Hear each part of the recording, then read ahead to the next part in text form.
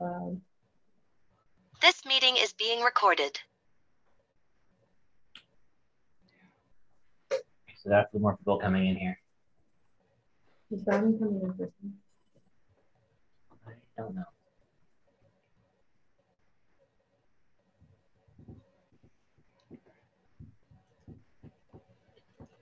Keith, do you want me to share my screen for the agenda?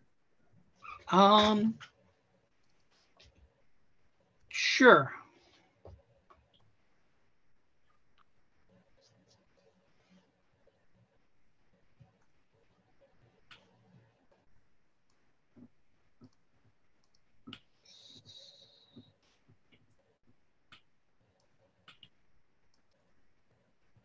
Uh-oh. Huh?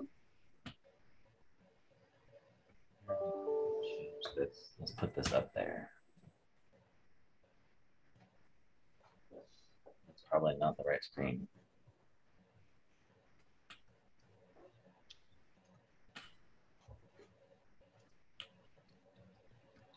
There we go. Hey, Brownie. Hey, Mr. Newman. What's up?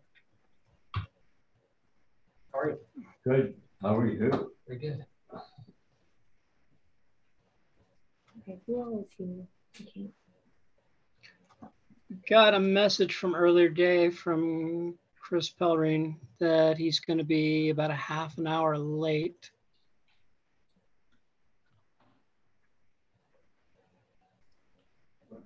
Yes. Don't take it No personally members of- if I leave early. Understood. Pardon? Understood. Okay. Thank you. So who else in the room at the Collider?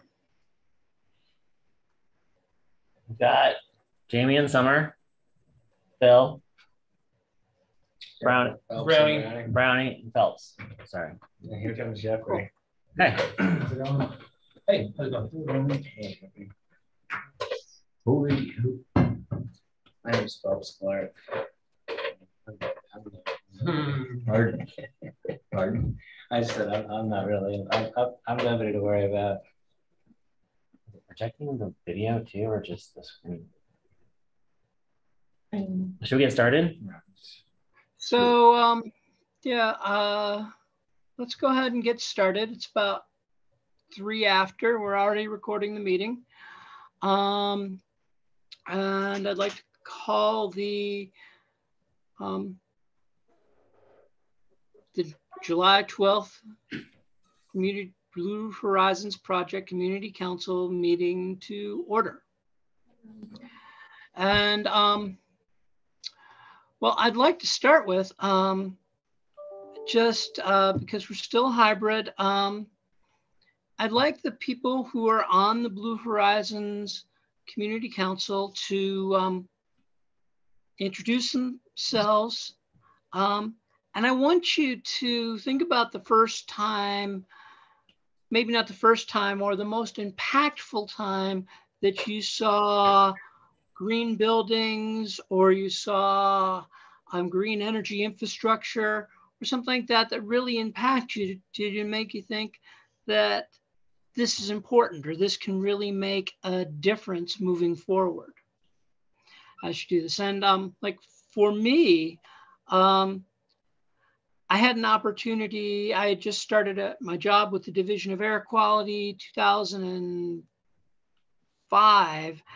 And I got an invitation from Avril Friedman to attend a tour of the Buffalo Mountain Wind Site, which is in Clinton, Tennessee. So it's about 2 hours from here.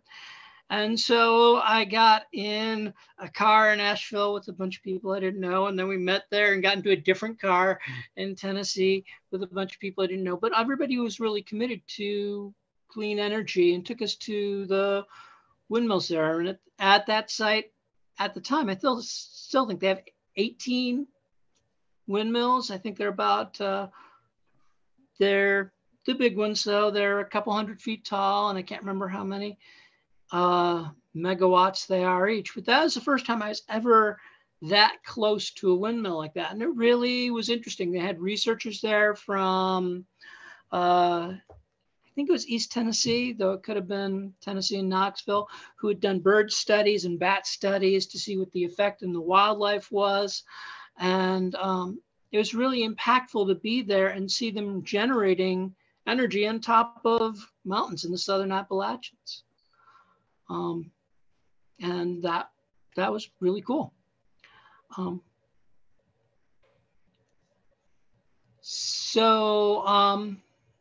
I will, I'll pick on Michelle because she's next to me in my picture. Hey everybody. My name is Michelle. I live in West Asheville. I don't know, did we do that part of the introduction? But the first time I saw wind turbines at a massive scale, I was in maybe just graduated college, which was a while ago. And I was on a little road trip with a friend through the Central Valley of California. And I was just in complete awe at the time. I had never seen them. I didn't realize how huge they were, right? So yeah, that was actually one of my first posts on social media ever, was just like how beautiful wind energy can be. Controversial opinion, but I think it was cool. Jason? Yeah, hi everybody. It's Jason Walls with Duke Energy. And I've had the good fortune of seeing a lot of commercial scale wind energy projects being built. I was the communications person on our development team that helped build a lot, that was a part of a lot of the construction in the western part of the country for commercial wind energy. But the first time that I saw something that I'd never seen before in the green building space was at Clemson University back it was probably in the 2004, 2005, maybe 2006 timeframe. And they had a green roof, that they had things that were designed to be growing on the roof of an academic building that I thought was fascinating. I'd never in my life, I mean, for me, you know, you always keep things off of your roof because a living roof is a bad thing, right? That means you got mold and you're not keeping it clean. But this was a purposely built green living roof that I was absolutely just, I think I probably asked 75 questions during that tour because I was just kind of blown away with that concept. Excellent. Thank you. Ken, if you'd introduce yourself and share. Ken Nelson, and I apologize, I joined just a minute late, but I guess the question is the first time I saw something along the lines of renewable energy. And I'm going to go old school. And the first renewable energy project I actually had a chance to be involved with was a hydroelectric facility in California that had dated back to the gold rush days of California. There was parts of it that had been built literally in the 1850s. Some of the, it was amazing that, it was still in operation, and this is probably back in about 2002, 2003. And the state had basically passed a renewable portfolio standard.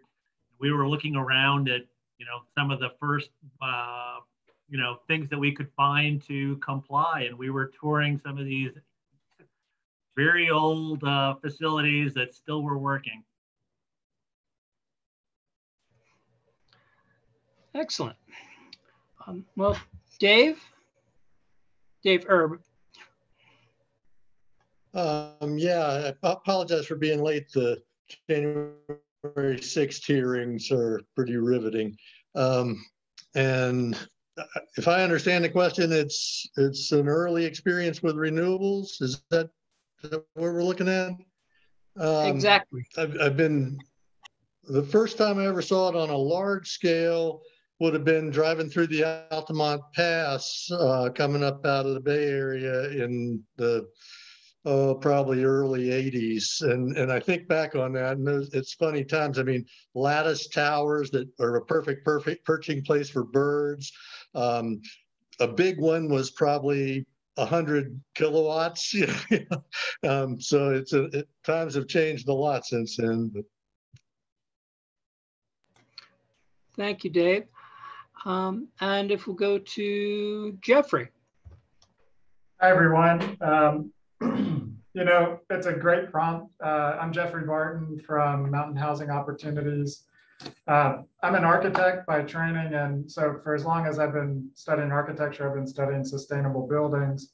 But going further back, you know, I grew up in central Kentucky among tobacco farms. So the first time I really understood that buildings can harness, you know, the earth's forces were just the first time I went into a tobacco curing barn. They're all painted black to, you know, be really hot and cure the tobacco. And so that was kind of at a very young age, understanding how our built environment can affect thermal comfort and be designed in a way to perform a function. So it's maybe a weird answer, but that's mine. That's a good one.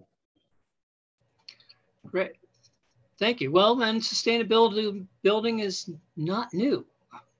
It definitely shows that. And Brownie. Hey, I think one of the, things that stuck out to me was I had a chance to go on a business trip to Hawaii back in, I don't know, it must have been around 2011 or so.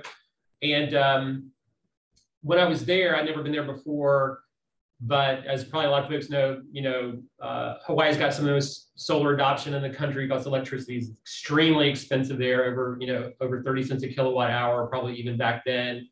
So just being in a place where they still have a long way to go too, and it's, still a very robust market, but just being in a community where like 1 out of 4 homes had some kind of solar on it, maybe solar hot water or solar PV, but just to kind of see it being more pervasive and just kind of like this is the way it's going to be everywhere in the future. Like it'll just become like really normal. So I just that really stood out to me as like, this can happen. Like here's a place where it's kind of happening of economic necessity, but kind of a glimpse of what the future will probably look like.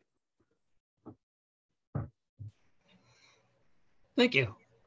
Have I got all the? I think that might leave me to go, Keith. Oh, I didn't see you there. Are you? Can you? You're hiding behind Summer. Do you see us? Are we like? Yes, I can see you. Yeah. Cool. Yeah. So for me, I had a fun internship at a summer camp in Maine. Tell the group who you are. Oh, my name is Phelps Clark, and I'm with PISG Energy, and I do solar development. And it was fun. We had a hydrogen electrolyzer and fuel cells and solar panels, and it was kind of like, so I was brought on to be an internship with that, and I did renewable energy activities with the kids, and this was my first exposure to the technology, and I fell in love with it. Excellent. I almost used an example from a summer camp I was in the 70s, but it wasn't as impactful as the solar or the wind turbines on Buffalo Mountain. 100%. Yeah. All right. Well, with that, we'll get onto the first business part of the meeting. We need to approve the May minutes. And I hope you all got a chance to review them. It does seem like it was eons ago, but it was 2 months ago. So do we have any discussion about the May minutes?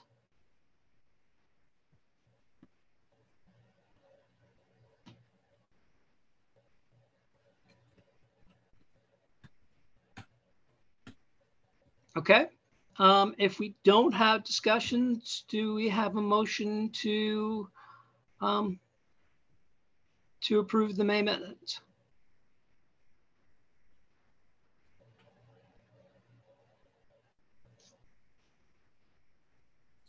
So moved. Second. Everybody who approves the minutes, say aye, and if you're virtual, give us a thumbs up or something. Aye. Aye. Aye. Anybody opposed? So the May meeting minutes have been approved. So do we have any public comment on this part of the meeting, or anything that anybody wants to bring up before we get into the new business section of the meeting?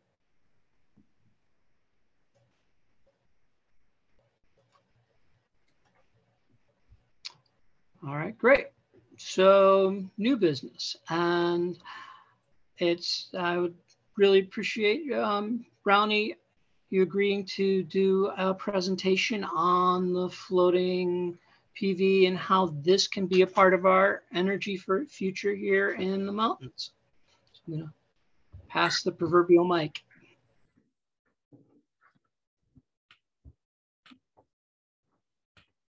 All right, well, great. While we're pulling up the presentation, I'll just kind of start talking. So this is just an informational presentation for the members of the Blue Horizons, and gave this presentation to members at one of the strategic planning committee meetings earlier this summer. So it's so the purpose is really just to kind of elevate an idea that is starting to get some discussion at the county level. As folks may be aware, the county also has an energy and environmental subcommittee meeting. And so it's been an idea that we've been starting to discuss some at that level. And we wanted to bring it forward for the Blue Horizons folks to kind of just put it on people's radar screens. So this is a picture of the county's retired landfill in Woodfin, where if you haven't been by there lately, I'd encourage you to go by, because there's a really cool looking solar farm that is being installed there right now, and actually panels are up. So folks who have followed this project, this is a 5 megawatt solar farm. The county did an RFP to solicit solar and energy companies to develop this site as a utility scale solar project. The county contributed the site, and several companies made proposals. Ultimately, we selected Duke Energy to develop the 5 megawatt solar farm at the site. And as I said, it's being installed right now. So we're really excited about that. It'll be one of the larger, solar projects in Western North Carolina. One of the reasons we wanted to develop solar at this site is that the county owns the property, but also just, there's not a lot to do larger scale utility projects. There's not a lot of more flat, open properties in this part of the state due to our topography and the urbanized nature of the Asheville metro area. So this was one of the, the more viable sites for a project of this size, and why we promoted this project. So next slide.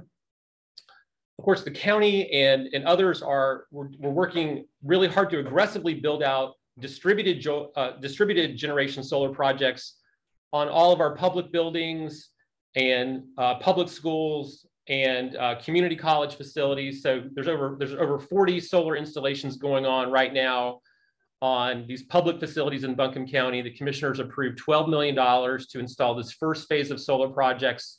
And in the budget that we just approved, we approved an additional $12 million over the next 3 years for a phase 2 of solar build out on public facilities. So we're really trying to maximize our rooftop opportunities on public facilities. North Carolina has been a real leader in the development of solar over the last 5 to 10 years. Some years we've ranked second in the country in terms of new solar generation. I think in 2021 we were 7th, but we've been in the top 10 for consistently over the last 5 to 10 years. So a lot of most of the solar that we're seeing built in North Carolina is taking the form of utility scale solar farms. And most of these projects, the vast majority, are taking place in eastern and central North Carolina, where there's an abundance of relatively flat and relatively inexpensive property. Next slide. This slide describes the breakout in North Carolina between utility scale solar and commercial and residential. And so as you can see from this slide, again, the vast majority of it, the point is that it's taking the form of these utility scale solar farms. You can see growth in the residential sector a little bit over the last couple of years in particular, small amount of commercial scale, but 80% plus, 80 to 90% of the solar in the states is being developed as solar farm projects. And the same is true.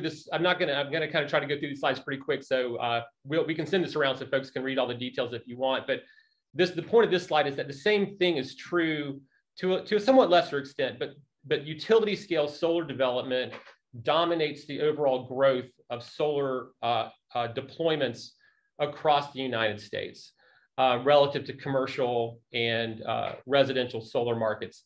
And what's the main reason for that is that the industry has just gotten very effective at driving down the cost of solar, where the average installed cost of utility scale solar farms in 2021, 89 cents a watt, residential solar, $265 a watt. So, oftentimes 3 times or more expensive. And that just has to do with the fact that there's just this tremendous economy of scales. When you're building a large solar farm, the cost of procurement, the cost of labor, all of these things are benefited from the economy of scales of doing large solar projects. Next slide. And so again, like the differences between, we love Buncombe County, Asheville, beautiful city, love these mountains. The other picture on this slide is from Robeson County, North Carolina, kind of what a lot of Eastern North Carolina looks like, really flat, open country side. So we love the mountains, but compared to the eastern part of the state, we have a lot of, we have much more limited sites for doing these larger scale utility projects in the mountains compared to Eastern and Central North Carolina. Some folks ask, well, can't we just use rooftop solar though to meet our renewable energy goals? And the answer is that really we cannot, and it's mostly just a math problem. There's just a lot of the homes and buildings that have been constructed in our communities were not built with solar installations in mind. So the roof design is not very accommodating to solar. There might be a lot of shading issues, especially in the Appalachian Mountains, where we have large deciduous trees that cast large shadows. You just don't have the solar envelope on a lot of properties.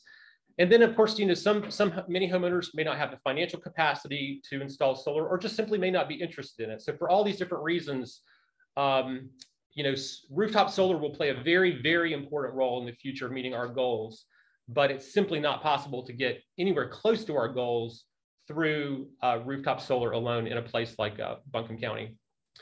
We have one of the most successful solarized campaigns in the country implemented here, thanks to a lot of the folks who are in the meeting today, and a lot of energetic folks in the community. So our successful solarized project signed up 180 homeowners, about 1.5 megawatts in total. The idea is to do one of these campaigns every 2 to 3 years. So if we do that, we'll get around 10 megawatts of new residential solar over the next 10 to 15 years, which is great, but also to just kind of set it in the context of, projects like this by themselves will not put us on the trajectory we need to really scale up solar on the time frame that we want. So next slide. Looking at our state level, there's tremendous opportunities for offshore wind to meet a very high percentage of the state's ambitious renewable energy goals. Some estimates indicate, a third or half of, the state's renewable goals could be met by offshore wind alone. So that's a tremendous opportunity in that part of the state to generate a lot of renewable energy, and we should of course all support that. Next slide. But we can't think about those kind of projects alone as the only solution. I mean, part of the reason for that is that while we need to modernize our grid, we're going to need new transmission infrastructure to distribute renewable energy from where it's generated to where it's needed in population centers.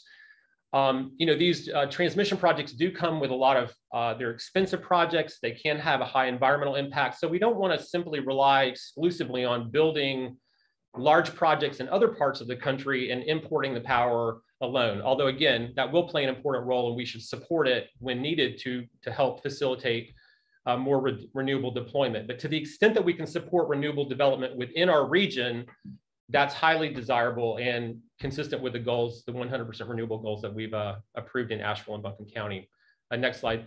So one of the real innovations that's happening in the solar industry internationally has been looking at development of solar projects on reservoirs and other water bodies. So just a few examples I wanted to show. So this is from Singapore, one of the largest cities in the world. 5 million people, very little open property, but they're developing floating solar in the bay around Singapore as a location to develop utility scale solar to meet their growing energy needs. So next slide. This is another image from Singapore where they're utilizing a reservoir for development of large scale floating solar to meet their renewable energy goals. That's a 60 megawatt system that's being installed there. So a really, again, the landfill in Buncombe County, 5 megawatts, great project. This is what will be a 60 megawatt system. So a very large scale renewable power plant.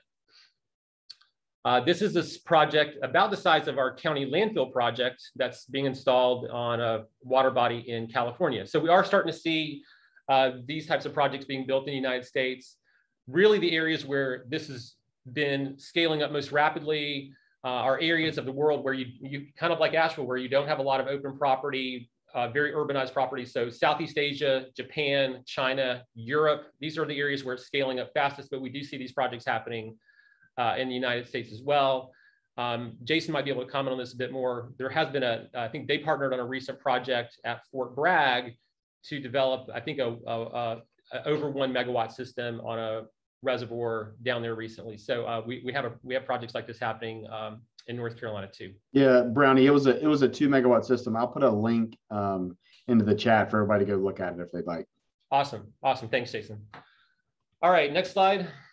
So this is just okay, no problem. So this isn't, so one of the other interesting things about the idea of floating solar when they are installed on reservoirs, I mean, most reservoirs were built either to serve as drinking water sources or as hydropower facilities.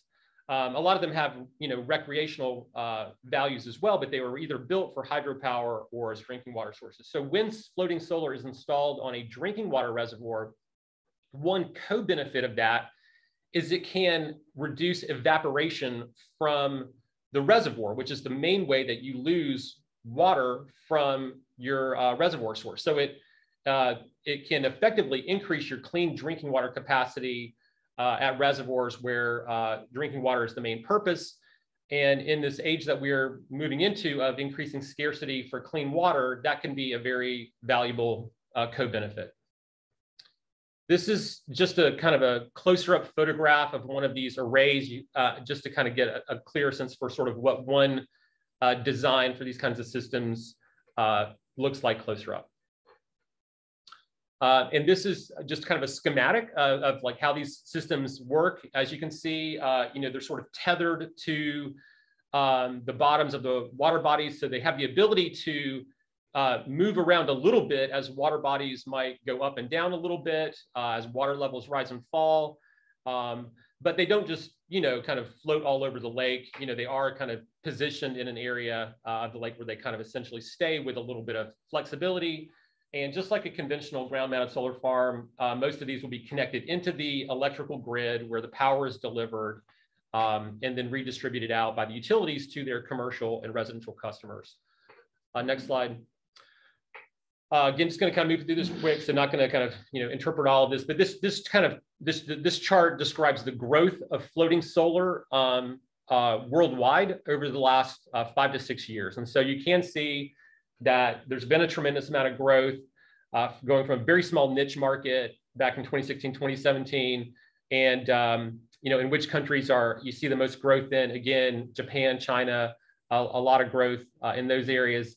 But it is, from 2022, almost 1,600 megawatts installed. So that's, that is, while a small slice of, the total solar being built in the world is becoming more and more meaningful pretty quickly. All right, so thinking about Buncombe County. So this is an idea. If we want to look at this here, we do have several reservoirs that have been constructed in Buncombe County in Western North Carolina. One of them is the Lake Julian site, which Duke Energy built, I think back maybe starting in the 40s, but in the 1950s to serve as a cooling pond for the coal-fired power plant at Lake Julian. So, Lake Julian's a great place. I like sailing, so I love going down there and playing on the water, and it's a very popular site. but it is co-located close to a lot of, obviously the power plant there, the new gas plant. And part of the lake is separated from the main water body by a berm that has a train track on it. So not all parts of the lake are utilized for outdoor recreation. So anyway, this is one of the reservoirs that is in our part of the world. Next slide. D3 Energy. I think, Jason, I think that's the group that, did they partner with Duke Energy, or did they do the design and installation on that Fort Bragg project? Do you know? I'm sorry, Brownie, I don't know. Okay, well, D3 is one of the groups that kind of specializes in these floating solar designs in the Southeast. So they did kind of a mock-up of a potential layout at the Lake Julian site. So this is that layout. Next slide. The other, there's a couple other reservoirs, the largest of which, the two largest of which are both owned by the city of Asheville, and which were constructed as drinking water supply sources for the Asheville area. So the North Fork Reservoir is by far the largest. And so this is a layout that D3 did at the North Fork Reservoir, which would be for a 50 megawatt system design. So a very significant system, although you can see it's kind of not even necessarily fully built out, but just, this is just sort of a quick first cut at what scale could be possible at the North Fork site. The city also has the smaller Beetree Reservoir, which is kind of located just across the ridge from there. So I think there's just a couple other slides I'll run through, and I'd be happy to answer any questions about this. So again, the two kind of initial schematics showed a 12 megawatt system at Lake Julian, 50 megawatts at North Fork. Just kind of for context, thinking about the county's 100% renewable goals. So if you did a 50 megawatt system at North Fork, that would generate about 75 million kilowatt hours a year, which would be roughly equivalent enough to power 7,500 homes 100% with solar energy. So for context, there's about 5,000 households in the whole town of Black Mountain, about 40,000 households in Asheville. So, even a big project like that, of course, by itself is not going to meet our goals. The community goals, I mean, it would certainly, if the city and county were somehow involved in them, it would certainly exceed the city and county government goals. But nevertheless, it would take a big step forward towards meeting community goals. One of the ideas that we've talked about at the county level, and I've got a present, I've talked to Bridget, the city sustainability office, and I've talked, with Mayor Esther Manheimer and some of the council members about whether this would be of interest to the city. Those informal conversations have been really positive, and they've asked us to make a presentation to their planning and economic development subcommittee of the city council next month. So we're planning on doing that. So one of the ideas that I've been sort of promoting at the commission level would be the idea that the county, because none of these properties are properties, unlike the landfill, that are owned by Buncombe County, right? So, but if it's an idea we want to promote, the county perhaps could invest the funds to do the early stage development and due diligence work related to studying the feasibility for solar at these sites. So for example, if the city were interested in it, they could contribute the site for study. We could help pay for some of the engineering feasibility, the financial feasibility. I mean, ultimately, to develop these kind of projects, we would want to, sort of like we did with the landfill, you would want to invite in an experienced, credible energy company to finance and install solar at these locations and own and operate the system. So next slide. And basically, this just describes how we're going to start talking with folks about the idea, which is kind of what we're doing today. So next slide, and then maybe the last slide. Okay, all right, well, that's it. So I appreciate the opportunity to be on the agenda and just share some information about this idea that's getting some attention at the county level. Jason and I had a chance to sort of talk about this over lunch as well, just a very early conversation, but we just wanted to loop this group in as well around the idea and hear any feedback. And if it starts moving ahead, we'd love to stay in touch about this as it could be, it could be part of the overall efforts to get more solar deployed in Asheville and Buncombe County. Excellent. Thank you, Brownie. Do we have any quick questions for Brownie? Because we are going to discuss solar in general after Rick's presentation, but if you've got some quick questions, that's great. Okay. Michelle. Thanks for the presentation. Super interesting. I really like the Lake Julian location. Of course, the capacity at North Fork is tempting. I wonder, and this may be a longer question, but has anyone looked into what the environmental review would look like on one of these larger projects, particularly on the North Fork? I know this idea was floated in California when I worked out there, and there was some pretty significant concerns about putting it on the Hetch Hetchy Reservoir because of avian impacts and the communities in the different layers of the lake. So if you shade the lake, then you're destroying the ecosystems through the channel throughout the lake. And I wonder if something that large would be subject to environmental review, and if that would be a significant hurdle to jump through on the North Fork facility. So certainly, there would be an environmental review process for a project like that. Of course, this is an artificial man-made lake. We don't have natural lakes, and natural ecosystems that go along with them, in this part of the world, like we do in some places where you have sort of natural lake ecosystems. But, there would certainly be an environmental review. In some areas where I think, one of the things that for North Fork would of course have to be looked at carefully, and I think it would all be favorable, but naturally people would want to have this confirmed, since it is a drinking water source. You would want to have a study process to confirm that there would be no adverse impacts to the reservoir from a clean drinking water supply standpoint. And as you can imagine, there's specialized materials used for these types of systems that are designed to go on drinking water reservoir systems for that purpose. But still, the community would want to see all of that confirmed. And this is probably not so much the case in Western North Carolina, where our summers are not, as hot as some other parts of the Southeast. But one of the, when you look at some of these systems being installed, one of the main kind of environmental problems you have in a lot of these reservoirs is that the water gets so hot in the summertime that you have a lot of eutrophication, which is very harmful to water quality and the ecology of water bodies. And so the floating solar by partially shading the reservoirs keep water temperatures cooler, which tends to limit the growth of these like algae blooms and things like that can have a lot of adverse environmental and water quality impacts. So certainly that all needs to be looked at, but my sense from sort of looking at where these projects have been done is that, on locations like the ones we're talking about, they could certainly be designed in a way that would be, very friendly to the ecosystems that are installed on. Dave, you have a question?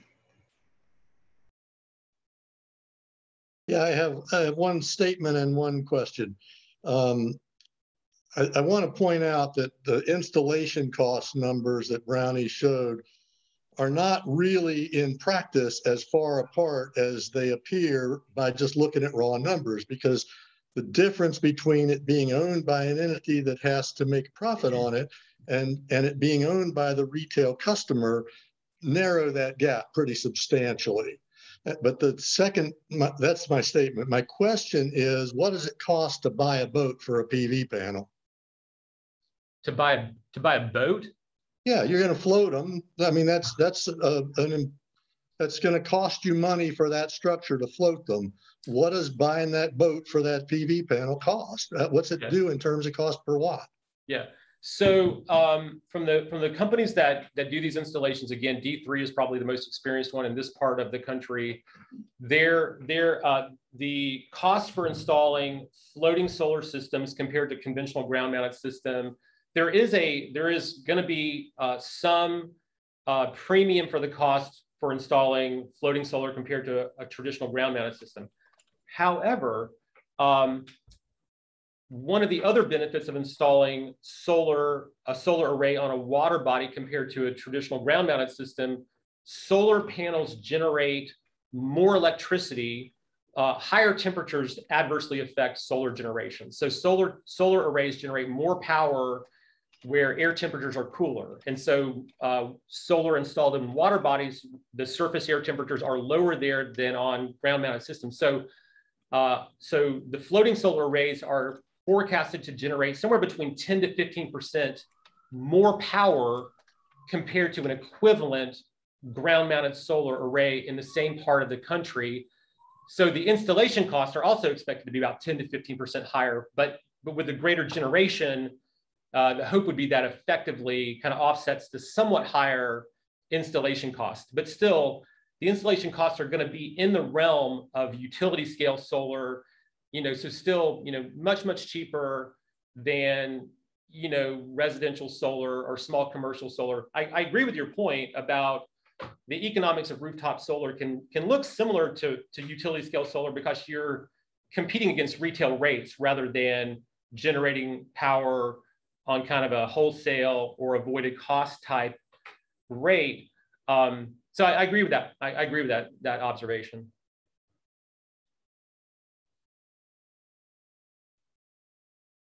Oh, I don't know. I didn't know if I totally answered your question. The estimated cost difference will be about 10 to 15% more than a typical ground mounted system. The racking system, ground mounted systems have racking systems too. It's metal, they're attached to metal racking systems. Here you have more of that kind of like pontoon looking kind of, device shown in the picture. So they both have racking system costs. And again, the floating solar might be, when you look at the total sum of parts of the system, maybe 10% more. So it's only going to add 9 cents a watt to your number. Something in that neighborhood, yeah. All right, we've got Brad and Rick and Judy's hands are up. I'm going to go with Brad first because Rick and Judy, you can go on to your presentation after your question, if that makes sense. Sorry, so Brad? Just a quick point.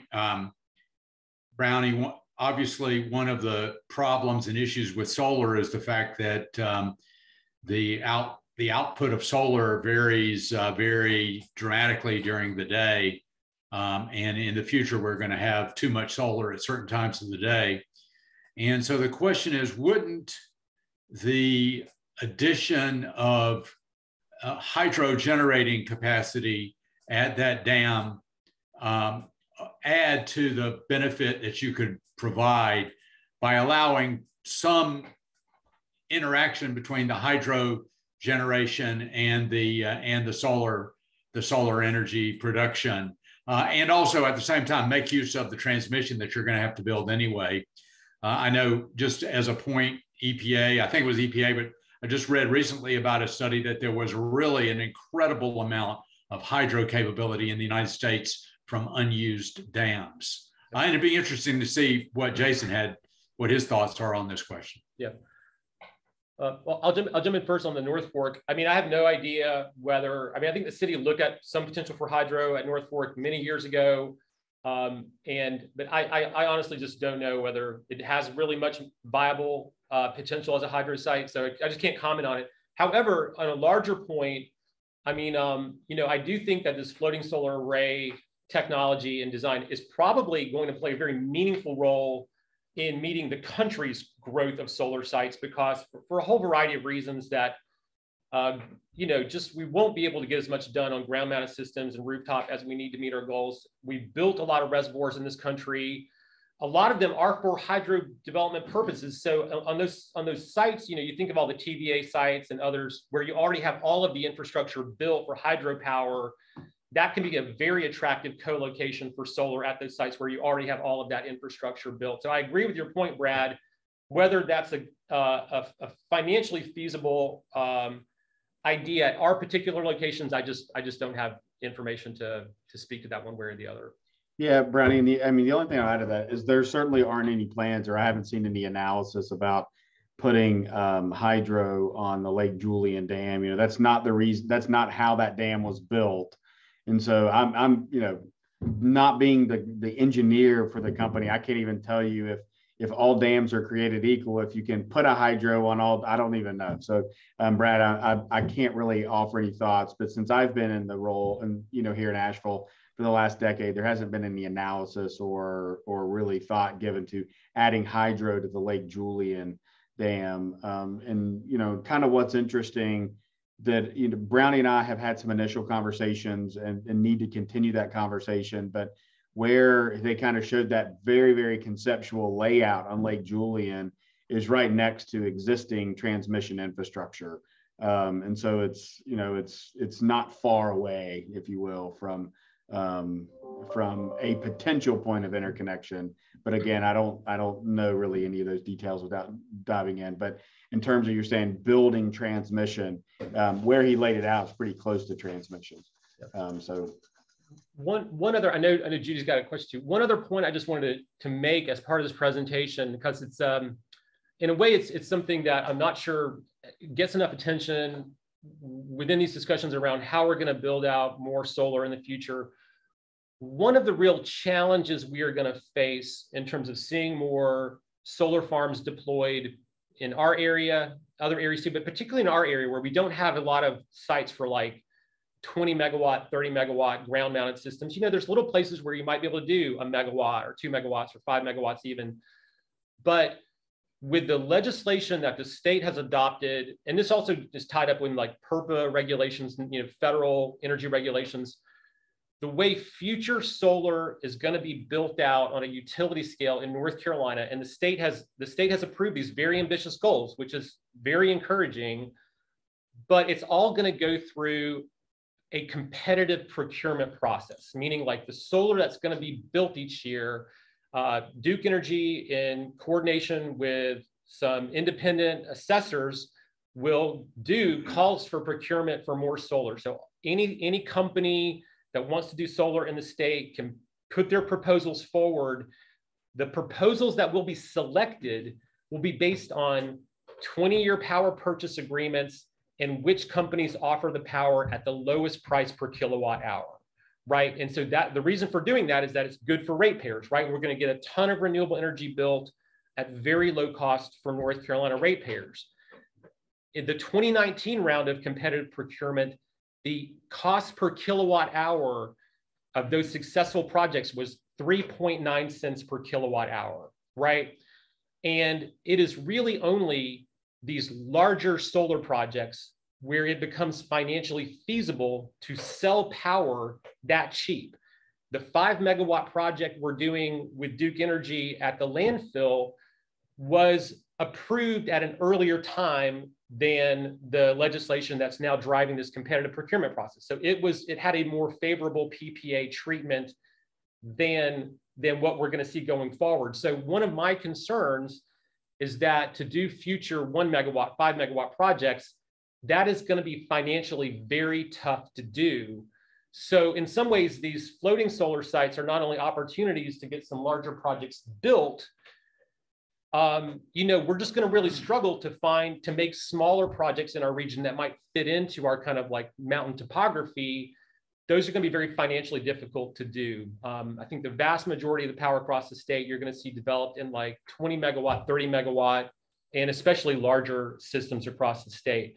And I'm not saying that to say I think this is all great, you know, but it is the regulatory framework that the state's approved that we have to all be aware of for how projects will be financially feasible. So if someone has a piece of property, you know, 5 acres, and they want to do a 1 megawatt solar farm, that's great, but it's those kinds of systems will face those financial challenges as part of, you know, the issues that have to be looked at in financing any project. So, but I know there's a lot of other stuff to get to. So thanks for the opportunity to share a few thoughts about it today. Thank you, Brownie. And keeping on the solar theme, I would invite Rick and Judy to talk about agrivoltaic proposals that he's been working on. So Rick, I'm going to pass the mic to you. Great. And so this is a very interesting little segue, because what we're going to talk about is about innovation, support opportunities in the region, about all about renewable energy and climate action. And with this talking about floating solar, I think it would be doing Asheville a disservice, if not to mention that we actually have a patent on a form of floating solar and automated installation of floating solar based on tracking arrays, fully tracking and the panels being up off the water somewhat. And while it's not in production and it's not something available right now, it's the kind of thing that we could move forward with and actually be an economic engine for Asheville, certainly as the solar is growing so much. So I think that's just a great segue into what I was going to talk about, which is this. So NSF, there are these things across the country called innovation engine. For example, there's these sort of things in San Francisco, and MIT started one in Cambridge.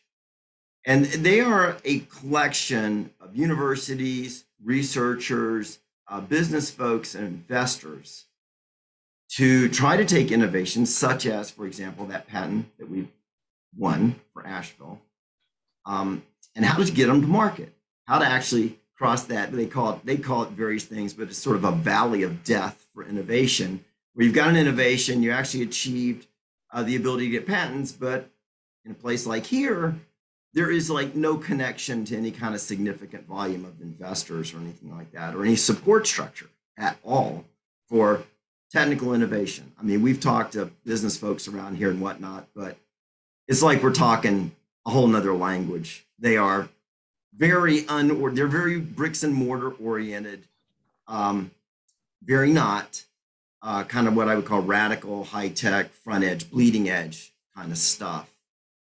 So the NSF has put out this after people like us have for years now squawked. I mean, we've even stood up at a meeting where somebody gave a big presentation about this engine in Cambridge, this MIT engine, and said, you know what, it would be really great if the government would realize that there's a lot of people across the country who aren't going to move to Cambridge and really need this kind of support. And so finally, the NSF, National Science Foundation, this is the outfit who basically funds all the research in universities. So this is mainly a research oriented organization, but for whatever reason, they've gotten tagged as part of one of these Biden budget things that's gotten passed to set up 5 additional regional engines. Let me just cruise down here for a second. 5 additional regional engines down here in this Type 2 awards that they're going to support them over a period of 10 years for 160 million each, up to 160 million each. And as part of that, they realize that nobody or only a few people maybe are ready to propose something like that. They are offering up to 50 of these Type 1 awards, which we've put the first step in to apply for with a group of folks here. And this is where agrivoltaics comes in, by the way. Group of folks here. And we are in the pool. So we have now got the opportunity for Asheville to file one of these. We passed Hurdle 1. And this is for $1 million to basically plan out how to do a Type 2 award. So as you can see, we're one of these innovators. And so are other people. There's folks here working on an agrivoltaics program with Warren Wilson College, trying to get a test, like a field test location set up there. Kelly Glager, Dave Gordon, Michael Tott, and some others, a couple of professors, Dave Elam at Warren Wilson, and also Murthy Mathukistan, or whatever. I honestly don't know how to pronounce his last name, professor, instructor at UNCA.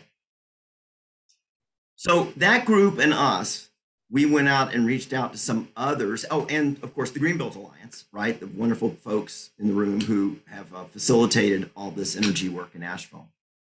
And we reached out to a couple other parties and have teamed up with a party out of Atlanta that is very wide reaching. Like they have 11,000 contacts across the Southeast, just in mainly 2 states so far. So they're not even fleshed out. And we've proposed a program to basically reach the small innovators of this world, like us.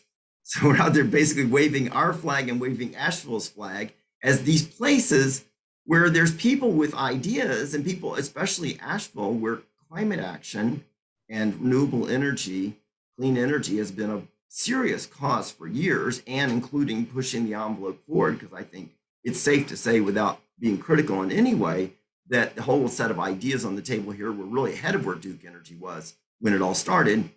Now Duke has really gotten on board and caught up, which is great. And so we're out there waving this flag. And so we're here telling you this because A, it involves getting up, and I think Kelly and gang are trying to get a test bed set up at Warren Wilson, regardless of this. I mean, regardless of whether we get any funds out of this or not. So that's on the table, kind of. And the reason for that is because, like Brownie was just saying, there aren't a lot of opportunities for large scale solar around here. But if you combined a couple different things and came up with an agrivoltaic system that was really easy and quick to set up, you could have a bunch of small solar collections here and there that really matched. If you're not familiar with these things, the basic premise is that if you take 2 plots of land and instead you could only grow agriculture on one and you could only put solar on the other, you'd get an X amount of solar and X amount of agriculture. That's only 50% of what you could on the sum of both. But if you put them together, the sites that folks have done research in Europe and whatnot, basically have ended up concluding that you can end up getting 80% of your agriculture and a substantial percent, if not even 80% of the photovoltaic in tracking arrays. And this all has to do with the amount of spacing that's normally present in a tracking array. So tracking arrays already have like 40 to 60% spacing between rows. And so you're extending that more, so you've got the crop growth. Anyway, people have figured out this is a real win-win. It's especially a win-win in places that are more arid than here. So this is really going to start taking off places like out in the plains more, where you're able to extend the growing locations out further westward into the dry areas. So this is happening. So right now we're in a window until, the project at Warren Wilson is proceeding, and if anybody's interested in it. And Dave, do you have anything else you want to throw in about that project in particular, and then I'll finish this? I guess the only thing I'll throw in there is that not only does it seem like it's moving forward, but it also is focusing on how to get local farmers on board and educating them in ways that they can also be productive and self-reliant and sustainable to keep the farms around and keep land around and still useful for farming and providing local crops for folks who probably need a little bit of extra help, especially these days.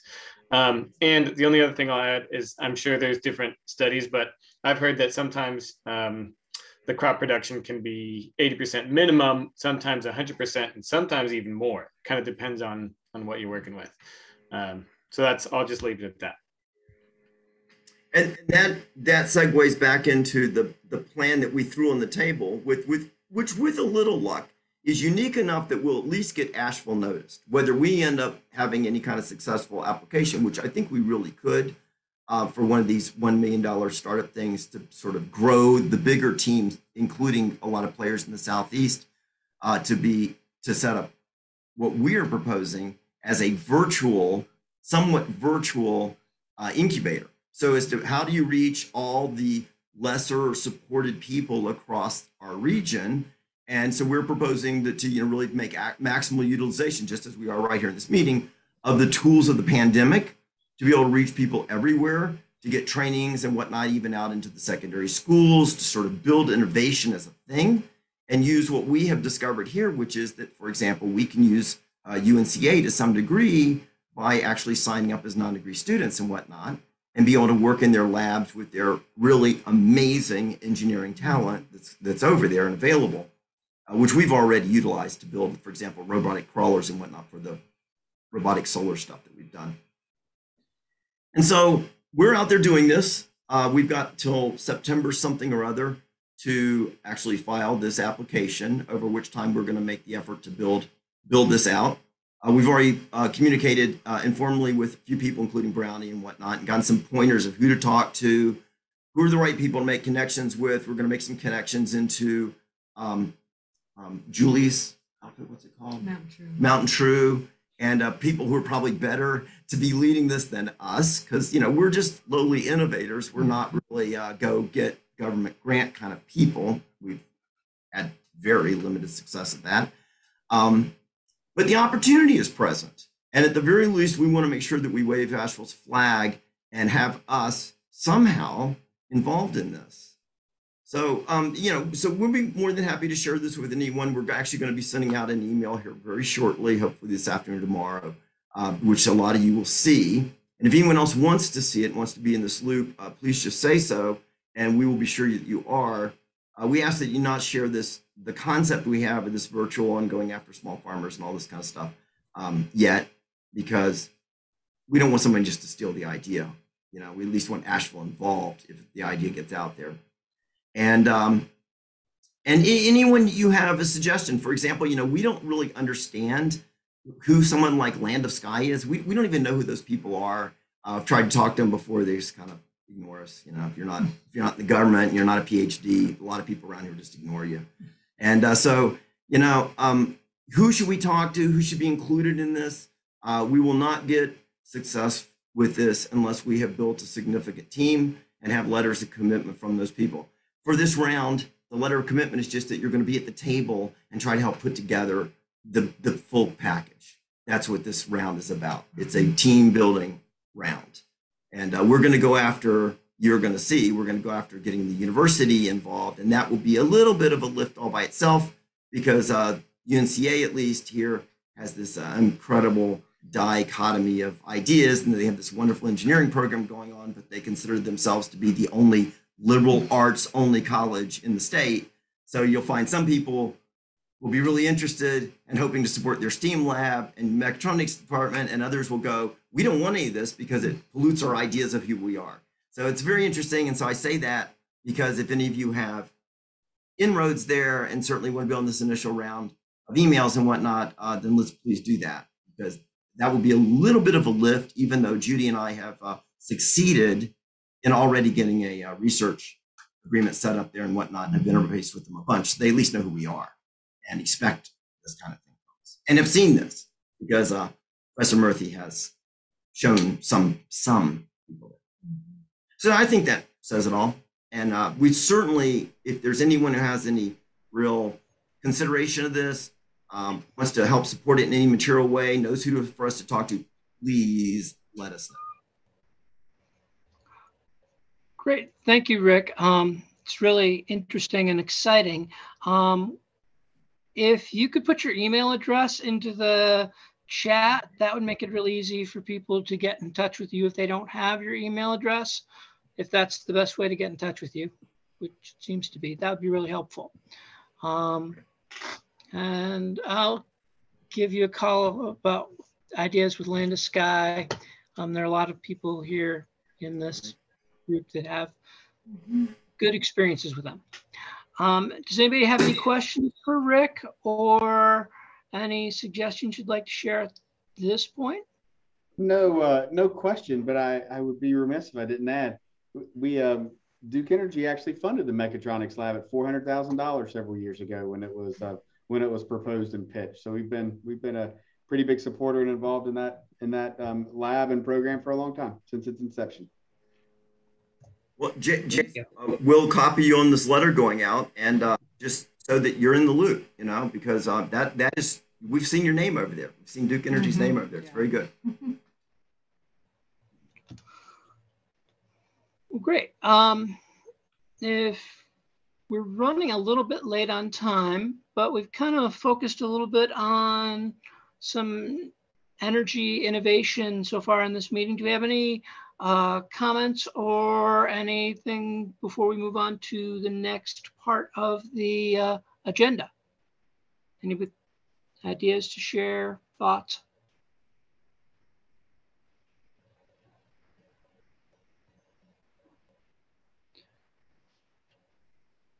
Okay, so the next part of the agenda is actually about the Strategic Planning Committee and the Comprehensive Plan. And as in the last meeting, we came together, we sent a letter to the Comprehensive Plan offering to support them, offering our expertise, offering ways to engage with them.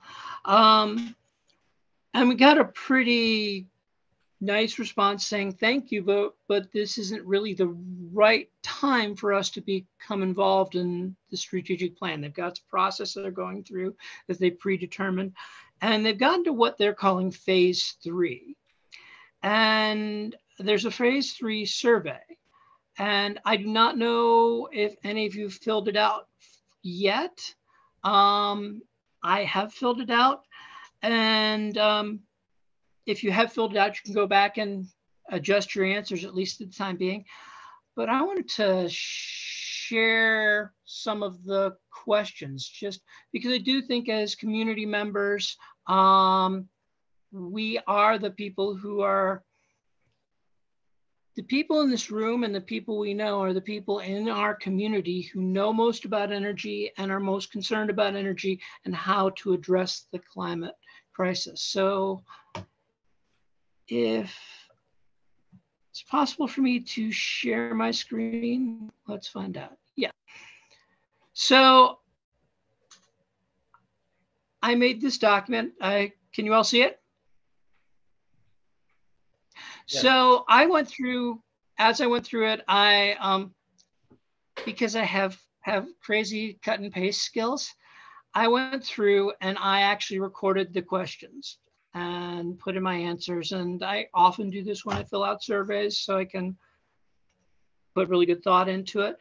But the survey is divided into a couple areas based on what the previous workshop was: land use and housing, transportation, economics, education, upward mobility, working lands and environmental protection, health and recreation, resiliency and hazards, infrastructure, and energy. Which one of the things which is really clear to me, and it was as I filled this out, that they're really, the infrastructure and energy is not a very large component of this survey. And the survey is just reflecting what answers people put and what they valued before. But in each case, there are a set of questions and answers, of course. And there's the other question, where you can answer other and add new things there. And I put this document, I'll go ahead and put the link into the, it's in our meeting resources, just to give you a chance to observe it beforehand, because as I went through it, by the time I got done, I really didn't feel like I had got to address climate and energy in a way that I felt reflected my own personal values. So I went back and answered the questions again on the other and really emphasized that component of it, energy, and just keeping it to the energy, land use, and housing. So putting comments in there how I think that all houses and buildings that are built in Buncombe County should be more energy efficient and have solar panels when they can, all that stuff, though better worded than that. So I just wanted to give you, just bring you up to date and share this. Have any questions for me at the moment?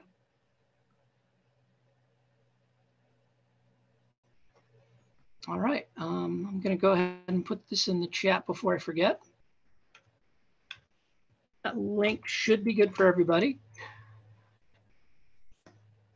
And move on to the next part of our agenda, which is talking about Duke's carbon plan, and they're having a public meeting on July 27th.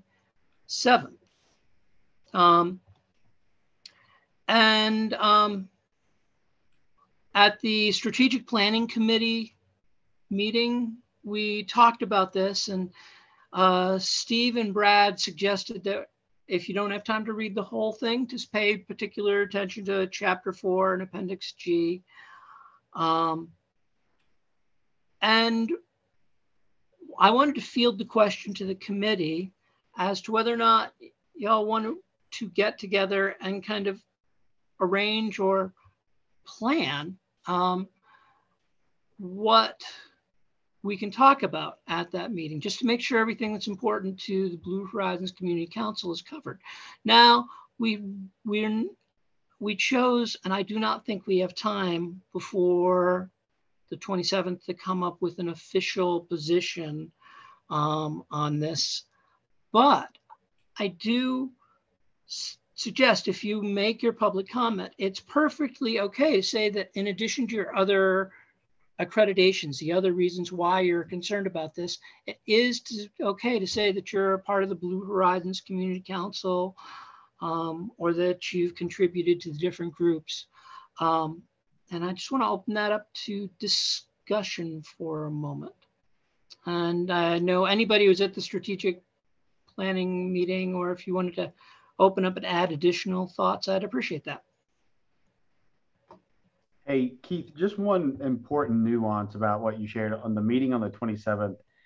It's not a Duke Energy sponsored meeting. It's a meeting of the North Carolina Utilities Commission about the company's filed carbon plan. And the only reason I say that it's important that like we won't be responding to comments or questions or things during the meeting. It's a public meeting that's held by the North Carolina Utilities Commission on the company's filed document. Thank you, Jason, for clarifying that. So Brad, go ahead. Yeah, I ended up, one of the things you can do is you can subscribe to the communications that are going back and forth. So all of a sudden I'm getting all kinds of emails, and there is a good bit of chatter out there. But one of the things that I've noticed is that you can go out and you make a consumer statement, and those consumer statements are coming in now. It's basically, probably the best way to do it is you write something up in Word and you just cut and paste it into the little box that's provided. You don't have to be an intervener. And honestly, making that consumer statement is probably as good as showing up on the 27th. By the way, I mean, I know that there are a lot of the environmental activists that are getting very steamed about all of this. We had a discussion on my radio show Monday morning with Sunrise, and they're going to be there. And Richard Fireman had an impassioned statement at the Bill McKibben meeting about the plan. So I know some organizations that he's involved with are going to be saying some things about the plan being a total failure and blah, blah, blah. So it'd be good to have just everybody's voice in you know what you think of the plan. And certainly I have filed to be an intervener and have written up now 17 pages of testimony, which I'm getting ready to submit, because official testimony is actually, as my understanding, is due Friday. But the comments, I think there's not a deadline of doing that before the 27th. So anyway, there's just some thoughts that I had. I mean, I'm happy to talk to anybody about what I see as the good parts and the parts that need some additional work on the carbon plan. I mean, pretty clearly their goal is not to be, or the carbon plan doesn't present a scenario. It gets us to 100% carbon free, but it doesn't get us to a scenario of 100% renewable energy, because it does rely quite extensively on nuclear in the later years. All four of the plan created 4 scenarios. All 4 of the scenarios have quite a bit of nuclear in the later years, as well as continuing to operate the existing nuclear fleet, going in and doing license renewals and that sort of thing. And also, I might add, I think one of the implications of the plan that everybody should be aware of is that the Lake Julian plant would continue to operate even after 2050, because it will be capable, from what I read, of running on hydrogen. And the goal would be to have a hydrogen economy, and Lake Julian would run on hydrogen as part of the overall energy solution for Duke. Thank you, Brad. Dave, you've got your hand up. Yeah, I'm just a thought. Wondering if we're sure that at the Utilities Commission public meeting, if there will be time for all this public comment that we're thinking about doing, or would it, based on what Brad was just saying, would it be better and maybe easier for folks to do sort of this written comment? Just putting it out there.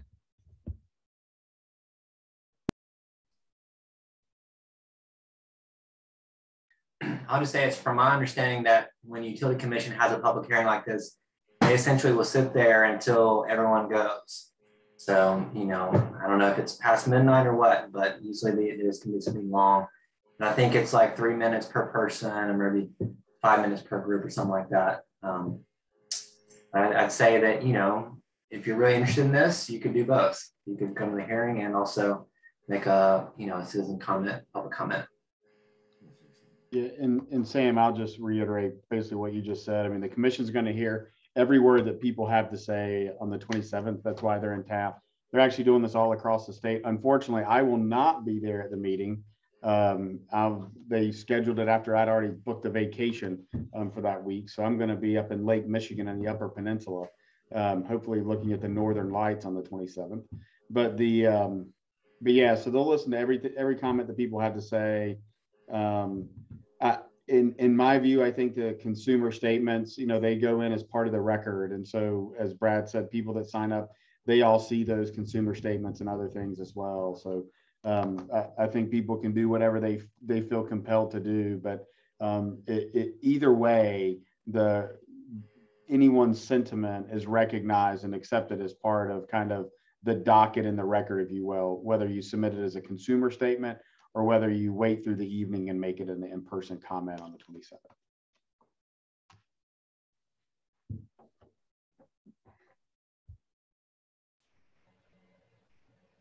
I don't know if everyone recognized or not, but I believe Jamie put into the chat the link to the consumer statement poll if you want to do that.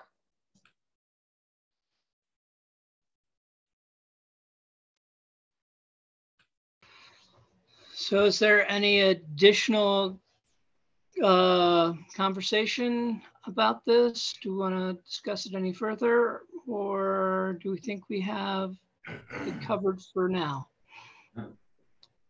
Which will be covered because we're not going to meet again before the 27th. Can I just ask a question? Jason, do you have any suggestion on what would be a good way for the cold climate heat pump study that was done by Duke that produced really, I'm not sure if you were in on all those reports and all, but the results were really shocking, like something outside of what the industry really understands about these heat pumps, showing that those ones that Amy suggested are actually way more efficient. Do you have a suggestion for how to see that furthered within Duke? Rick, not off the top of my head. Not off the top of my head. I mean, there have been some changes in our products and services teammates, so I don't know everyone like I used to. But I am willing to let me ask some folks who are a little bit closer to that kind of product and service type of work than I am anymore, and I'll see if I can't follow up with the group in the next few weeks. But I'm not sure off the top of my head, Rick. But I'm happy to ask some questions. Thanks.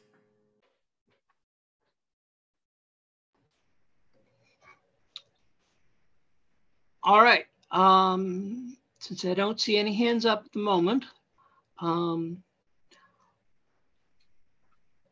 if there's any additional public comment about the new business for the community council, please go ahead and raise your hand.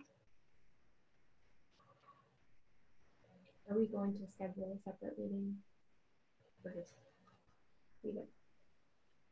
Keith, someone wants to know if we're going to schedule a separate meeting like it says in the agenda about talking further about testifying and coordinating the comments. So if we want to schedule another meeting for people who are interested to discuss, now is a good time to figure out when that is and whether or not we want to go and coordinate efforts. I don't. So how about this? If you want to have a group discussion before the 27th meeting. If you want to be a part of that, can they email Jamie or Summer and we'll facilitate getting that set up from the community council? Yes, no? Sound good? Yeah.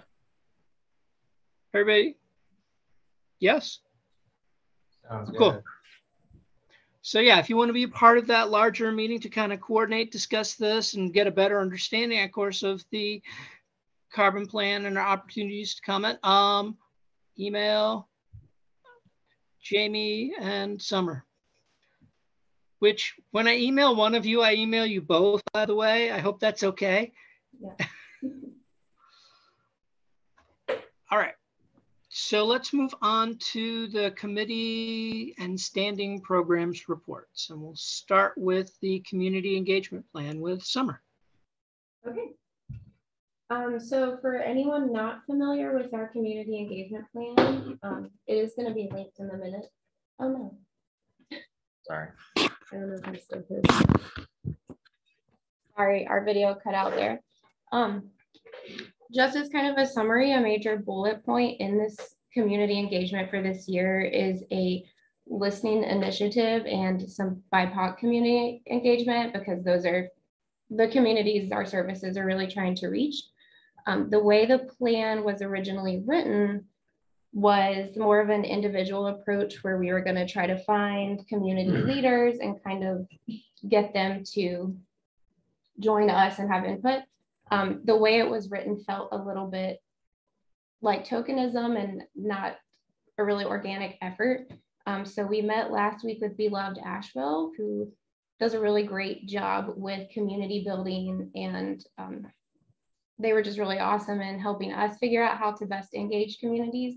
So we're going to take more of an approach where we just partner with already existing organizations and communities and have more organic relationships to try to figure out how we can best serve everyone that we want to.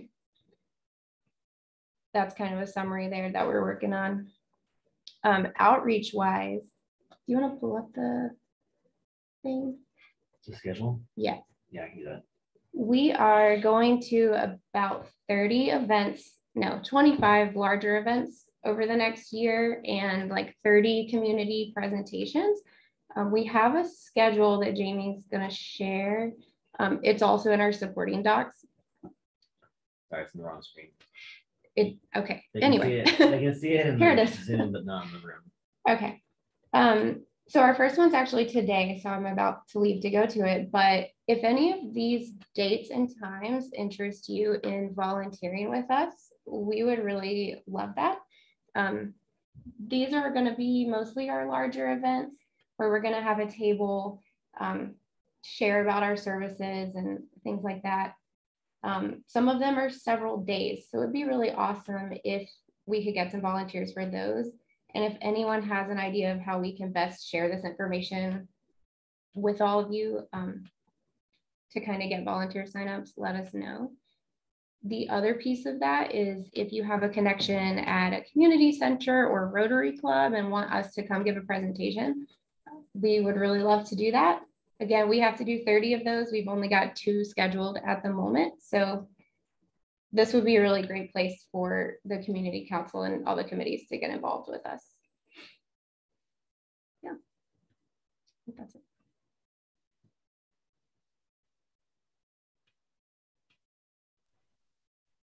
Now, just real quickly, do a little plug. Just please, please, please.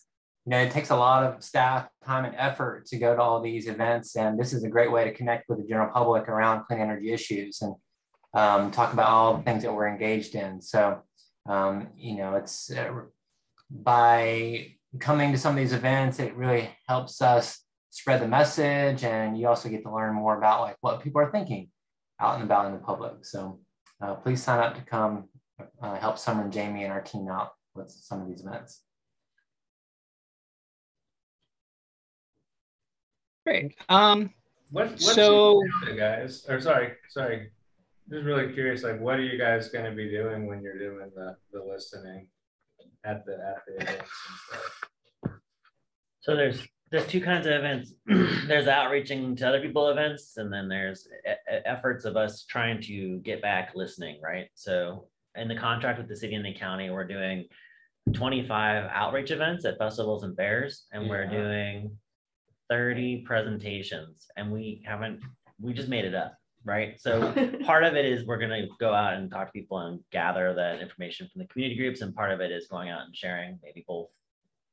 Like our plan, the pathways plan. Yes.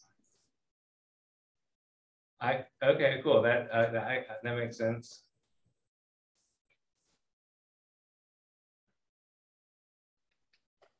Like Chris had a question too. Summer kind of answered it. The question was just it's impressive to see all the events you guys are going to, and it's exciting to see that. And I was just curious how that compares to previous years, perhaps pre-COVID, but it sounds like it was contractually written that you're doing 25 events per year, if I heard you correctly. In 2019, we did 52 events. Great. So, and with events we're doing now, some of these are longer events, like 3-day festivals, and have more hours and things like that. But an event can be like an hour at a food bank or the Leaf Festival, right? So they take different amounts of time and energy. But we're kind of like getting back into it after a 2-year hiatus of not doing much out and about in the community. We're going to where the people are. We found it's a great way to spread the message. It looks great. Thanks. Great. And if we're looking for the calendar, how can we find that? It's in the agenda as a link, and I shared it in the Zoom meeting. I'm a little concerned about permissions. I gotta look at that. I gotta take a second look at that. Okay, great. Great. Rick has it. I know.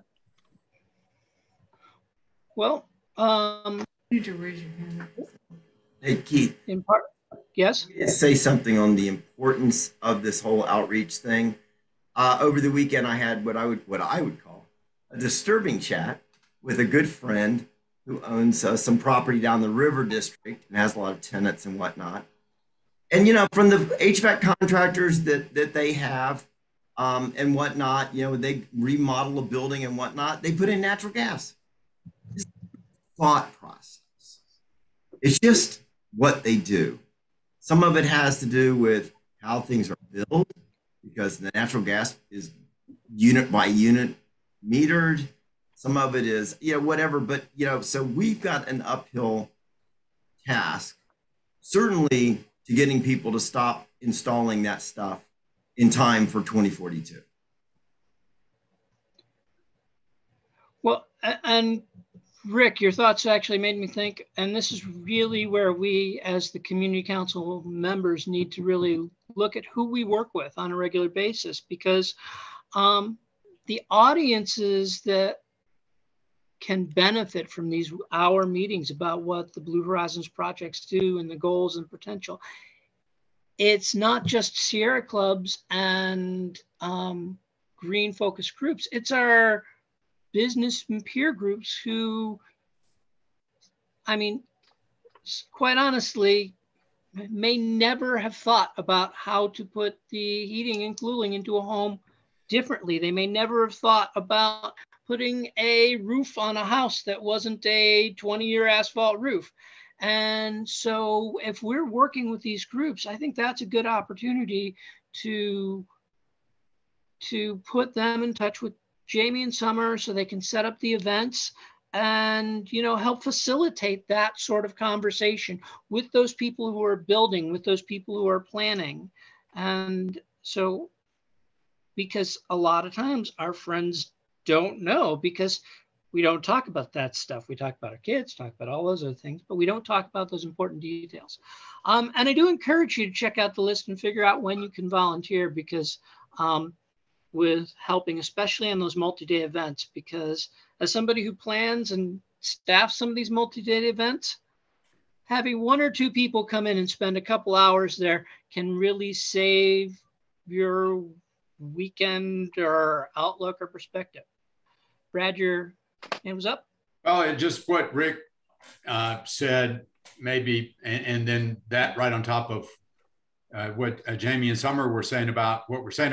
I'm just wondering, Jamie and Summer, does our messaging at these events even say that we think people should not be putting gas in their homes? Does it? I mean, so the core messages are come and volunteer with us to do Energy Savers Network. You can do a home energy chat with us to talk about your specific home. And there's one more. And then whatever is on the table and they have questions about. So like, we could do some things where if we're talking to people that are building a new home, direct them that direction, or if somebody is like a contractor, they want to talk about HVAC. I know in the technology committee, we talked about tools to give them. So having those kind of things on hand are helpful. But if you're looking at a large funnel, we're doing outreach, we're going to reach a lot of people very briefly. Some might get in a little more depth and more involved, and that's kind of where we're trying to focus, is directing that effort.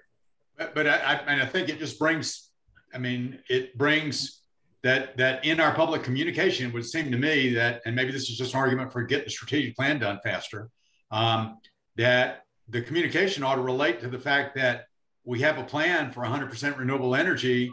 And these are the things that the individual can do that you're talking to help us move towards that plan, because we're not going to meet that goal without doing certain things. And one of them is not installing new gas. I mean, but I think the general point is that it's the connection between, it's also, well, are you going to buy an EV next? Or did you buy an electric vehicle? And those are the two, it's really the key things in 100% renewable energy is electrification. That's really more bang for the buck than greening the grid. And we spend so much time on solar, but electrification is just as important, more important in terms of reducing carbon emissions and greening the grid, greening our county. So we need to, and that is part of the strategic plan, but it's not something that we're communicating, it seems like. So we need to, that's work for us to do it, I would think. Helpful feedback. Excellent, thank you. In the sake of time, we've got 30 minutes left. 100% Renewable Strategic Planning Committee, and it has your name next to it, Brad, so you can just continue to speak. Yeah, I was surprised at that when I saw it about 5 minutes before 3. I said, well, I guess David's not going to be here, and then now here he is, and so I'm not sure. Yeah, I can take a breath. You're really the one that's a little bit closer to it. I mean, I could talk about what we did the last time. But I can do it. I got it all ready here. But it looked like, before I started, it looked like Michelle maybe had one more thing you want to add in there, Michelle? Oh, I can follow up with Summer and Jamie, but I do think that in the information gathering from the community, maybe a survey question, it kind of gets to what Brad was saying, but something about like, what are your barriers, or like what would help you get out of your car and walk and ride your bike, or like, would you take public transit if it was more accessible? Like there might be things we can learn, to the point about Beloved, like listening to the community as much as you're trying to tell the community right now, that might better inform public outreach in the future. And like, what are the barriers to electrification, or what are the general understanding about electrification that people have now, that might touch on the long-term strategic plan without like just telling people what to do, which is not going to work, right? I also just thought one thing that kind of helps people understand their energy use is just, this is how you read your energy bill. That can be a nice thing to have on a table, because most people don't look at their energy bill. That's actually a pretty good segue into the first thing that I want to talk about that we covered in our meeting. We spent some good time, really in the past few meetings talking about community engagement. And now that Jamie and Summer kind of have this plan, the next piece is sort of what both you, Michelle, and Brad were talking about, which is, so how do we then incorporate this piece of trying to get input and feedback from the community and figuring out what the priorities and barriers and those pieces of the bigger picture are? How do we figure out what they are wanting, believing, needing, and use that to figure out what programs, projects, and things like that we can then start to really analyze and assess, and then therefore move forward to recommending. So it's sort of like, it's almost like, Brad, you're saying like the chicken and the egg. We want to tell people about our plan, but we first need to hear a few of those things to figure out the details of our plan, to then be able to talk about the details a little bit more. But you're right. I mean, either way, we're looking at the big pieces that we've already talked about of, electrification, greening the grid, and those kinds of things. But anyways, community engagement was really sort of a big piece of all that. And one thing that came up in that was really having, a community engagement subcommittee, which we had for a while with the BHPCC. And in this past meeting, Keith touched on it and said, we should probably revisit that as the BHPCC and try to come up with another subcommittee, because it seems like a lot of those folks may have moved on. So maybe we can circle back to that at the end once I'm done, just kind of giving a quick update. And then some of the other things we've kind of already covered. We talked about the letter to the Buncombe County Comp Plan folks and filling out the survey, talking about how to and in what way we want to comment on the proposed carbon plan. And another quick nugget about that is that Mountain True is going to have a webinar on July 13th to kind of talk about, to give some tips on how best to do that. And then the last thing I want to say is just that we are still kind of working on figuring out a way to evaluate potential projects and programs and things of that nature. But a key piece of that is getting the feedback from the community. The other piece of that I want to get the ball rolling on is, and that it's going, but I'm almost at the point where we can start sharing it with more folks, is really just like, what's even feasible given our circumstances and the parameters within the state and our county. So we have sort of a rolling list of potential ideas that different communities are doing around the country. But all the different regions have different parameters. So kind of hoping, I know it looks like Jeremiah has dropped off, but Bridget and some other folks are still here. So hoping to connect with you all about that and sort of the BHPCC in general. So I'll be sending that out soon. Keep an eye out for that. And really all we're looking for is like, can these things be done? And if not, then we'll whittle down our list and really kind of try to narrow in on what we can start to look at to make recommendations and figure out where they fit within this larger plan. So with that, maybe circling back, Keith, I know we're getting close to being short on time, but I don't know if you want to talk about revisiting the community engagement subcommittee. Yeah, I do think we should revisit the community engagement subcommittee. And if you're interested in working on that committee or have ideas or anything, just go ahead and email me. And we can, and go ahead and email Jamie and Summer too, but I will take the names of people who sign up, and I will make sure we start having meetings as much as we need, and especially helping flesh out the calendar in one aspect. But yeah, we'll do something. So email your information to me and we'll meet. And we'll move on to technology with subcommittee with Jamie. So in the technology subcommittee, we took the directive from the full BHPCC to go back and look at what technical things can we do to reach the 3 goals: greening the grid, embracing efficiency, and electrify everything. And the committee decided greening the grid was probably beyond the scope of the technology side of things.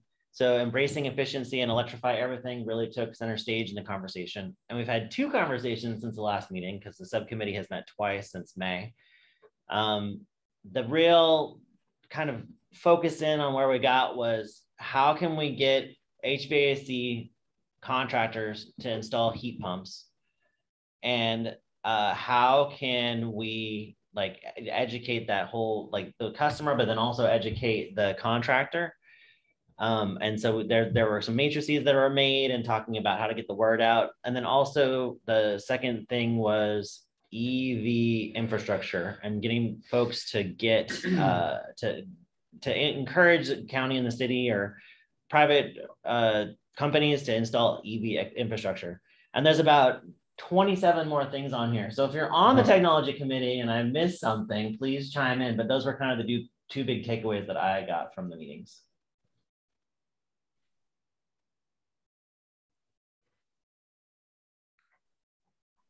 I think one thing we did is we identified a potential program or one where the county could seek to create a requirement or an incentive, probably an incentive for anybody who's installing central air to have that be a heat pump, whether they're getting gas or not.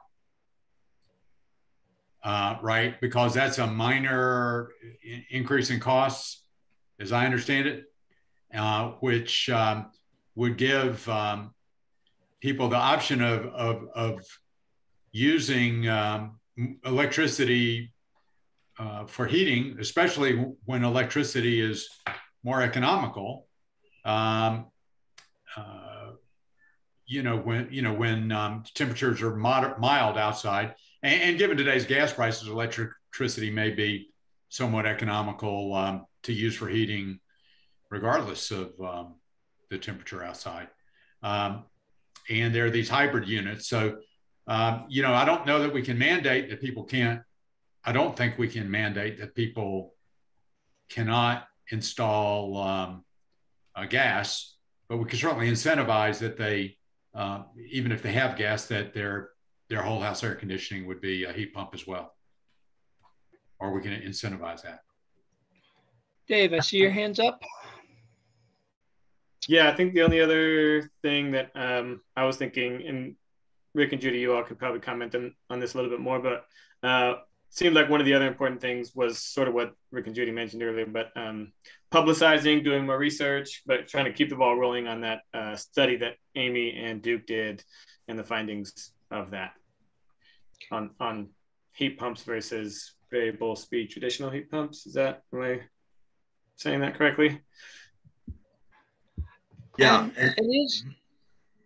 It is in our plan to have Amy present on that in the August meeting. I think we've got it, or at least penciled in for that meeting so we can all learn more about it. And please just reiterate what Brad said. I mean, it's an amazingly small step to just say, if you're putting in natural gas and an air conditioner, which is what everyone does in a central system, then you wouldn't believe what a large percentage of the system's going in that is. Then just make the AC a heat pump. I mean, it'll literally cost a few $100s more. That's the scale of what is possible to maybe be incentivized or supported, or at least drive that home. It's such a tiny step and would make such a large difference for carbon. Great. So we need to find a way to pay for that difference for low-income people.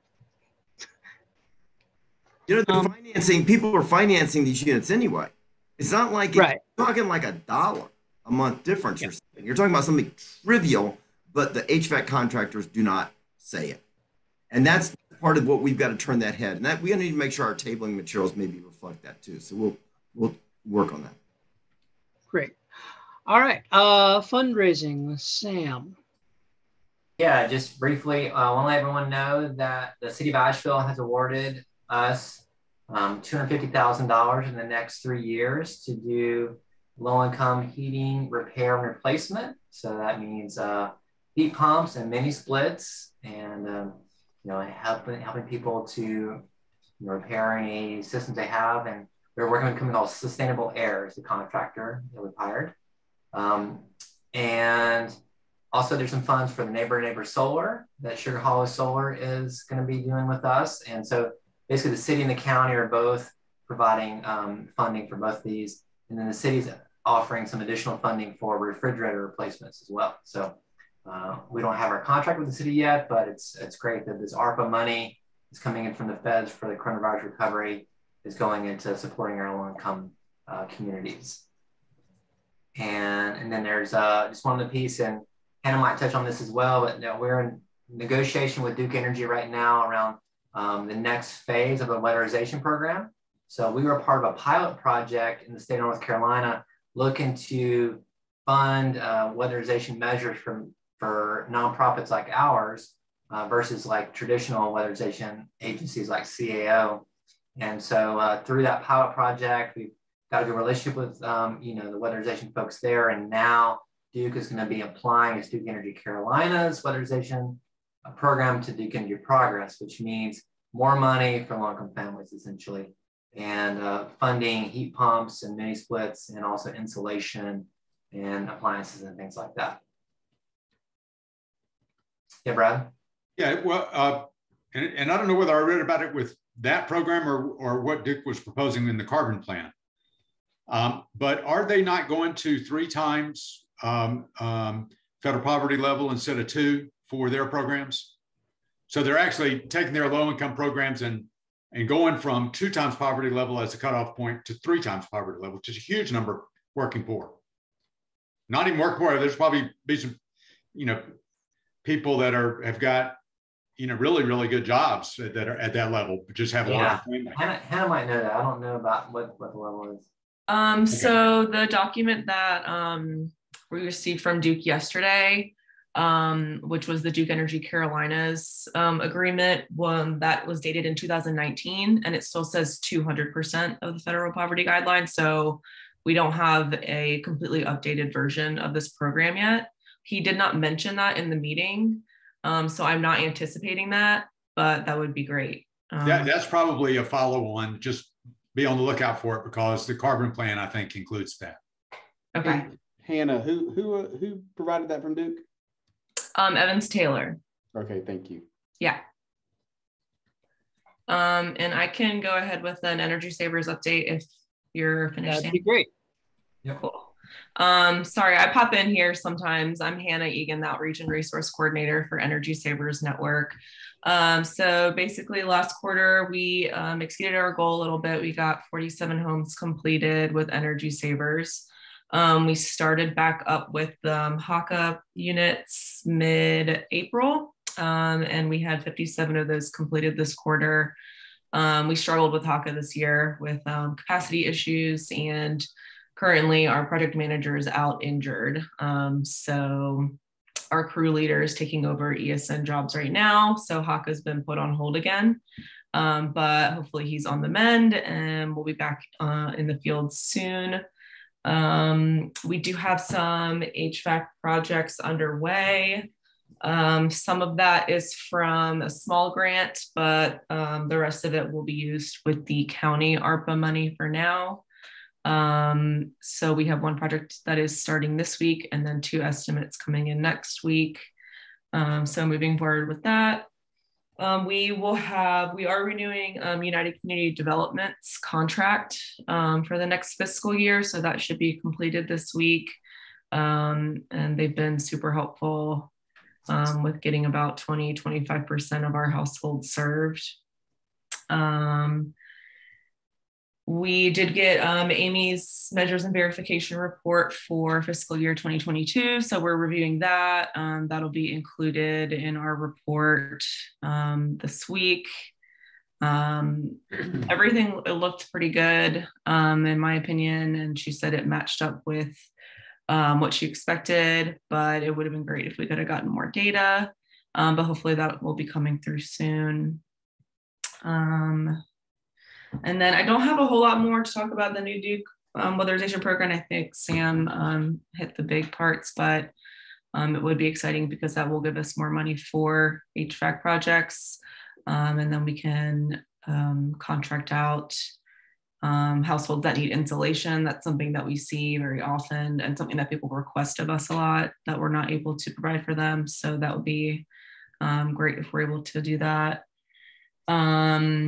And then we are hoping to attend and support the Blue Horizons Project in their outreach events. Yeah. I don't know if Hannah, did the report that you got from Amy, did she update her estimate of the cost savings per home? Yeah. Is it a higher, lower, about the same? What the numbers? It's higher, it's better. Yeah. Okay. So I don't have the exact number. I think she said annually it's around like 207 a year. And it was like 181. It's a 20-page report, so I'm like kind of sifting through. She said the average of 12 point, the median kilowatt, or I'm sorry.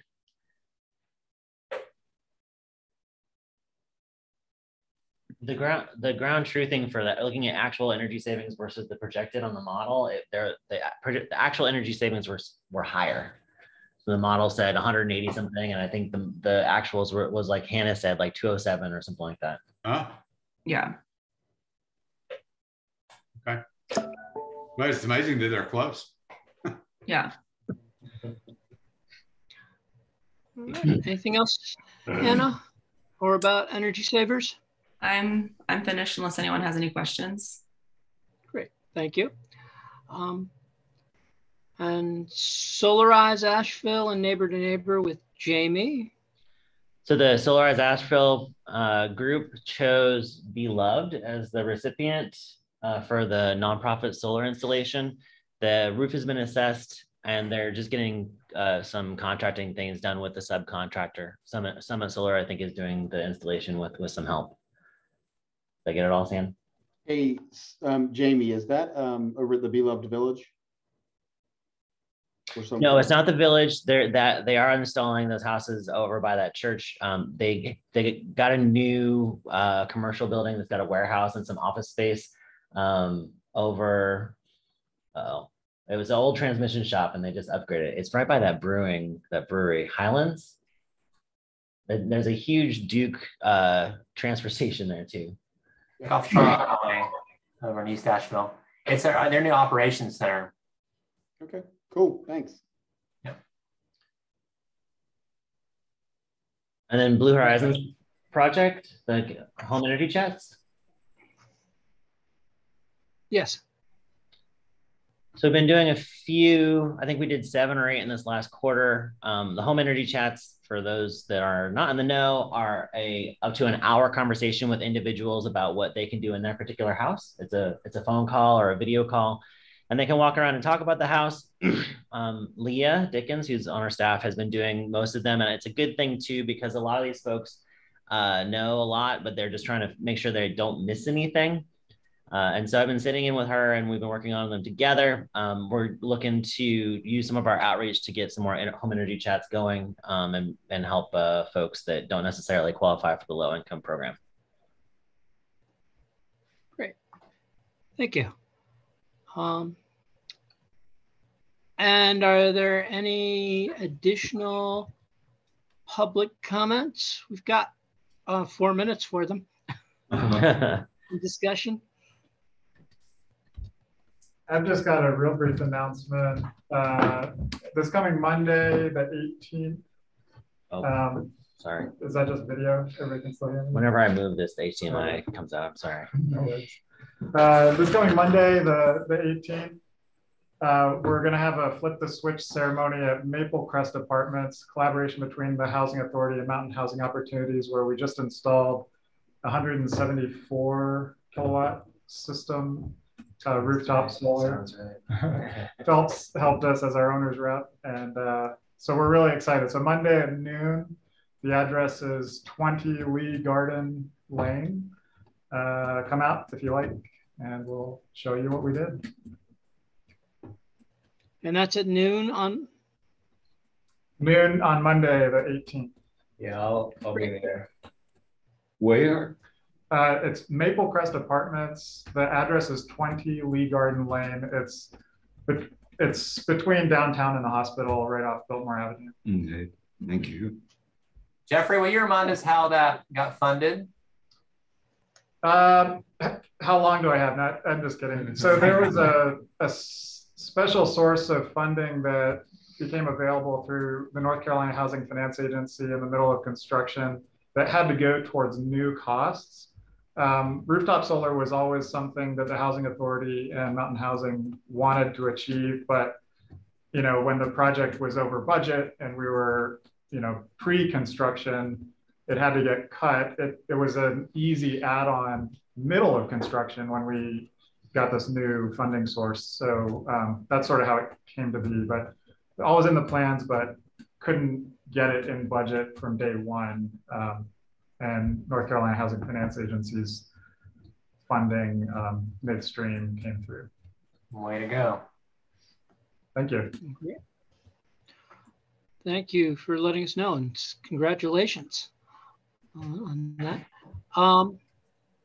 Any other thoughts and comments? Great. Thank you for a good meeting. I think, well, I know I learned something and I got some things to do, but keep on moving towards 2042. Thank you for being here, and we'll meet again soon.